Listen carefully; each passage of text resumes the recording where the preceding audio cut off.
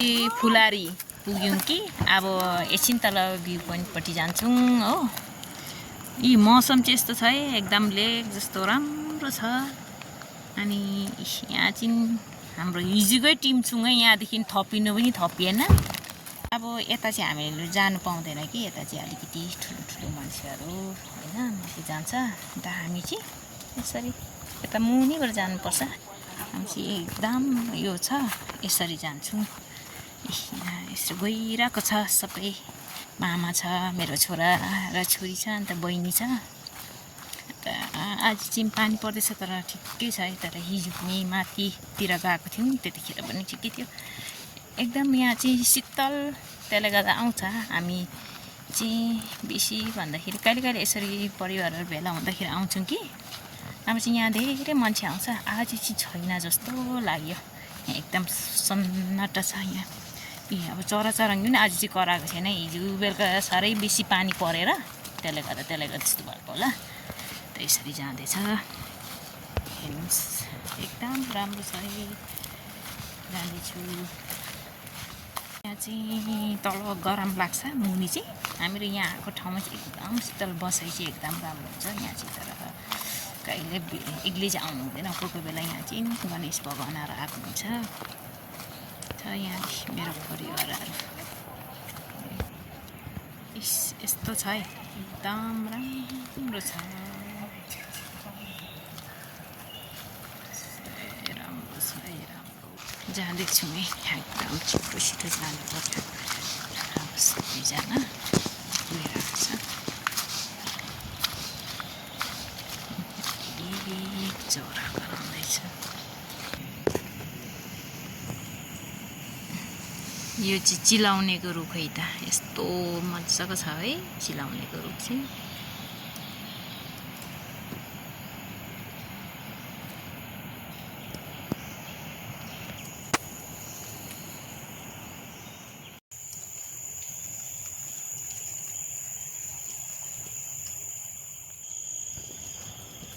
हेर्नुहोस् न, यो जङ्गलमा फुल्छ कि येलो येलो मजाको छ। यो चाहिँ पोखरी, उहिले चाहिँ पोखरी थियो अरे कि। अहिले चाहिँ पानी चाहिँ थिएन, तर यहाँ ग्राउन्डी लगाएर अलिकति वाल उठाएर यो के भन्छ पाइपको पानी हालिरहेको छ। यो चाहिँ पोखरी हो। अनि यस्तो छ।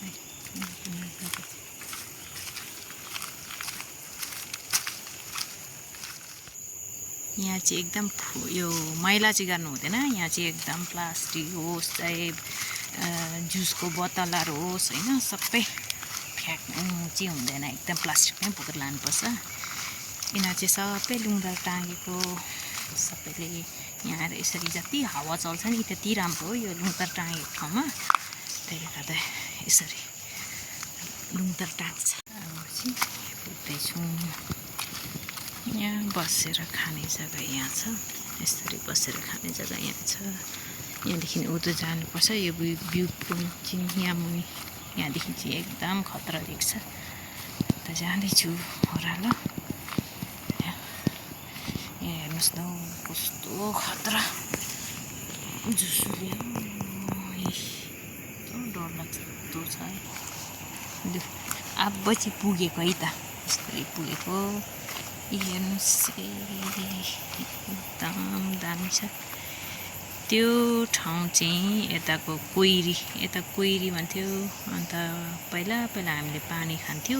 त्यहाँको पानी चाहिँ ऊ तल सेतो देख्दैछ नि, हो त्यो हो। हामी चाहिँ यता साइडमा बस्छ। त्यहाँ चाहिँ यो चाहिँ यस्तो छ, हेर्नुहोस् है एकदम राम्रो। गाह्रो हेर्नु पर्यो। आज मौसम राम्रो छैन, त्यसले गर्दा चाहिँ यस्तो भइरहेछ।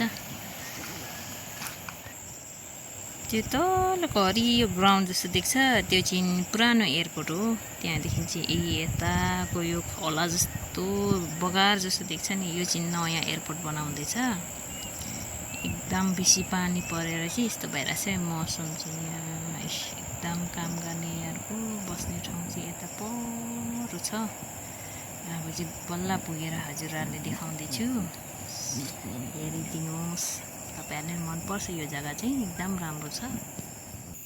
यो के अरे काँडा हुन्छ कि, तर पल्नु चाहिँ मजाले फलेको छ हेर्नुहोस् न मजाको भइरहेछ यो जति देखेको चाहिँ सबै गिलेफु बजार र दादकारी बजार हो अन्त त्यहाँदेखि चाहिँ अझै मुनि गयो उता गएर पछि जान्छ त्यहाँदेखि उता पनि जाने गऱ्यो नि त्यतैबाट हो कुहिरोले गर्दा देख्दैन तर उज्यालो छ नि त्यति साह्रो देख्दैन यस्तो छ लु म चाहिँ उकालो हिँड्दैछु है यसरी यहाँ त उकालो पो छ त यो जङ्गल हात्ती आउँछ के अरे त्यसले गर्दाखेरि यस्तरी हिँडिरहेको छु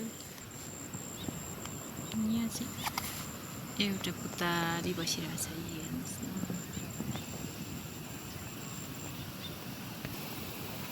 अब चाहिँ यही हो के अरे उकालो हिँड्ने बाटो हेर्नुहोस् कि यो चाहिँ माथि रोड भएपछि चाहिँ हिँड्दैन मान्छे त्यसले गर्दाखेरि यस्तो भइरहेछ पुरा जङ्गल तर हिँड्छ एकजना दुईजना त्यो हिँड्नु मनपर्नेहरू हिँड्छ अब चाहिँ पुगेको सिउँदीमा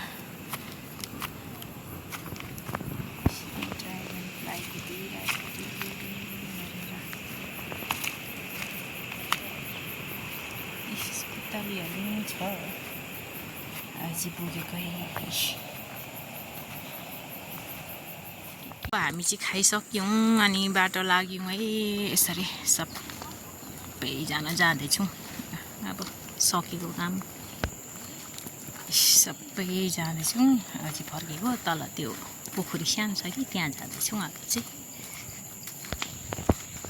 फर्केको है अब चाहिँ फर्केको होइन यहाँबाट पोखरीपट्टि जाँदैछौँ हामीहरू खायौँ कुरकुरेहरू यस्तो खानेकुराहरू अलिअलि पानीहरू ल्याएको थियो मान्छे पनि बसेर जुसहरू खाएर चाहिँ अब चाहिँ फर्केको अन्त यस्तै हो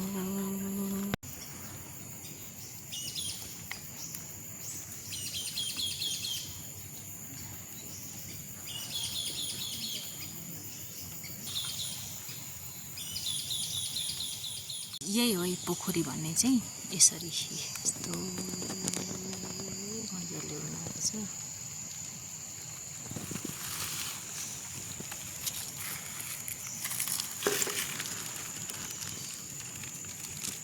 फर्केको यो पोखरीबाट पनि फर्क्यौँ कि हेर्नुहोस् मेरो ब्याक साइडमा पोखरी देख्नुहुन्छ यस्तो मजाको छ नि त दामी छ दामी छ है दामी फेरि फर्केको अब चाहिँ चिलाउनेको रुख हो यहाँ चाहिँ लुङ्दा टाँगेको यहाँ ढुङ्गाको एउटा चौपत्ती के अरे चौता के भन्छ फुलपाती राख्ने के बनाएको अनि यसरी जाँदैछौँ एकदम सकेको मैले चाहिँ तल जाँदैछ यहाँ आउने मान्छेहरूले चाहिँ मैला चाहिँ सबै फ्याँक्नु हुँदैन यसरी बाटोतिर फ्याँकेको छ यसरी भेला पारेर लानुपर्छ आफ्नो घरमा किन यो चाहिँ नेचर हो यस्तो राम्रो राख्नुपर्छ अन्त मात्रै सफा देख्छ